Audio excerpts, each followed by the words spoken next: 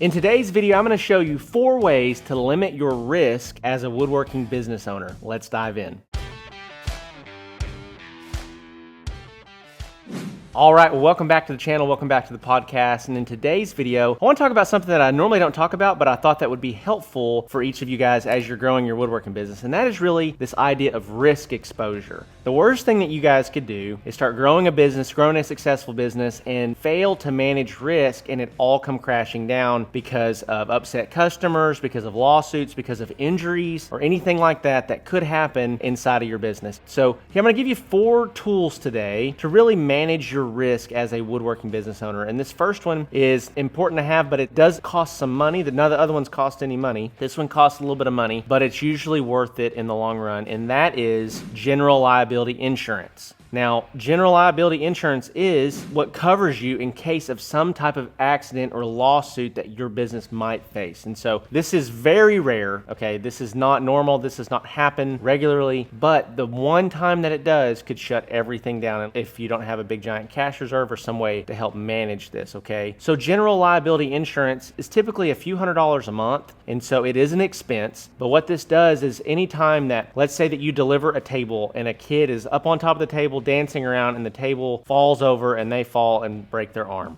Well, that family might be interested in trying to sue you for the medical bills or damages or anything like that. General liability insurance will help you kind of cover those expenses or those unforeseen things that come up, okay? So I would encourage you, as you start to grow your business, definitely check out general liability insurance. Number 2, this one is very simple to do, but nobody does it, and it's one of the biggest things that will deter risk or upset customers inside of your business, and that is proactively and consistently communicating with your clients. Proactively communicating with clients. I've learned that being proactive in your communication with your customers goes a really, really long way. If a customer doesn't hear anything from you and then they get to the point where they feel like they have to reach out to you, they're already probably a little bit upset. And so just by giving a quick update, hey, your order is in the queue, we anticipate for it to start here, or hey, we've had some delays in the shop, all of our orders are getting bumped back a week, appreciate your understanding. Those types of emails are super helpful in just being proactive with your communication. And if you can be proactive, you're going to mitigate a ton of upset and frustrated customers. I've even seen it to where woodworking business owners go as far as to ignore their customers. Then customers don't know what's going on, even if they're planning on producing their product as normal, but because they're ignoring their clients, the clients start threatening with lawsuits and it escalates to this giant ordeal. Had they just been proactive in talking with their clients, this would have never, ever, ever happened. Okay, so be proactive in your communication with your clients. Number 3 is having a set of cosmetic standards. This is going to limit your risk in a major way, because what happens is that there's your expectations of what you expect the product to be and look like, and variations inside of the product, and then there's your client's expectations of what they expect the product to look like and be like, and what variations they expect there to be.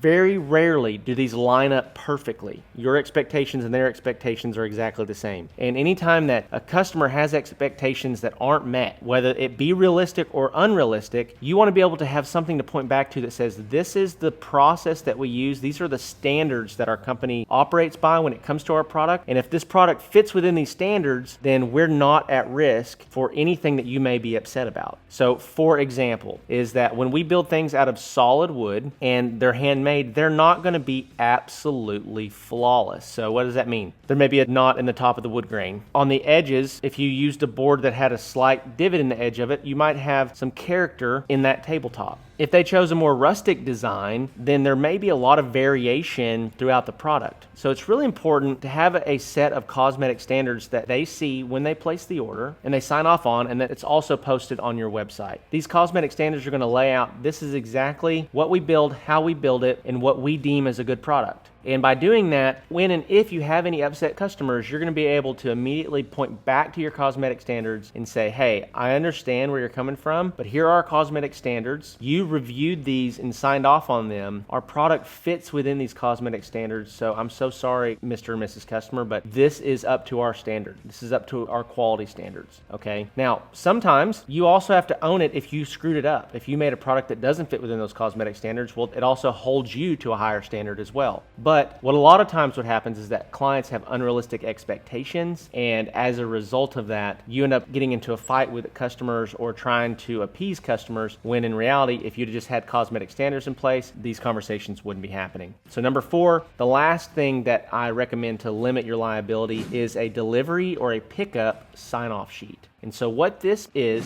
simply a sheet that when the client either comes to pick up the product from you or you deliver it to their home, they go over this sheet and you go over the sheet with them and say, hey, this is just a sign-off sheet. You're going to get a copy of this. I'm going to get a copy of this as well. Just saying that this is the product that I ordered. I got all of the units that I ordered. It is up to the quality that I expected it to be. Once they sign off on that, what I've seen happen a lot of times is, let's say, for example, that a customer gets product from you and you know that when you carried it into their house, it was in pristine condition. Well, 2 weeks later, they send you a message out of nowhere and say, hey, this table is cracked, or hey, this chair is broken on the bottom of the leg, or something like that, when you know that that wasn't the case. Well, if you don't have them sign off on any type of delivery or pickup sign-off sheet, you don't have a leg to stand on. But if you can go back and say, I'm sorry, Mrs. Customer, we inspected the furniture upon delivery, you did too. We signed off on this sheet saying that there was nothing wrong with the product, that releases us from all liability with the product. So hopefully this video is helpful to you as a woodworking business owner, a custom furniture business owner, a cabinetry business owner, just helping you wrap your mind around the idea of limiting your liability, limiting your risk as a business owner. So if you are trying to grow your woodworking business, we've got several resources for you below. The first one being our Handmade Business Secrets ebook. It's completely free to you. You just got to click on that, enter your first name and email, and we'll send that to you. It's about 100 pages long, but there have been over 2,200 people now that have read that book, and it's been super helpful to a ton of people out there. And again, totally free to you. If you're trying to get some traction in your woodworking business to get to around that $5,000 to $10,000 per month mark, you should check out the Handmade Hero Academy program below. It's the #1 resource that I can give you, and if you sell one high ticket product, it more than pays for itself. And then lastly, if you're really trying to scale up your operations to $10,000, $20,000, $30,000, $40,000, $50,000 per month, be sure to check out the Woodworking Business Accelerator program, where we currently have over 35 clients in there, helping them scale and grow their woodworking businesses all across North America, and I would love to help you as well. With that being said, I'll see you in the next one.